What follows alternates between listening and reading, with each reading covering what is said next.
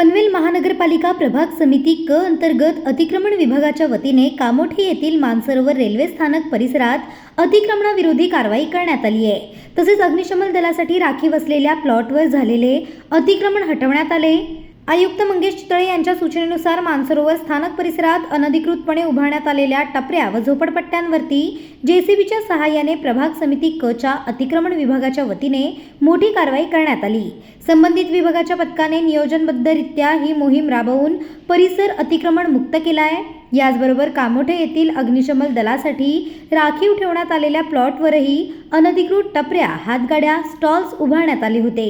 उपायुक्त नानासाहेब कामठे व सहाय्यक आयुक्त सुबोध ठाणेकर यांच्या मार्गदर्शनाखाली प्रभाग अधीक्षक दशरथ भंडारी यांनी जेसीबीच्या सहाय्याने या ठिकाणी तोडक कारवाई करून संपूर्ण प्लॉट रिकामा केला।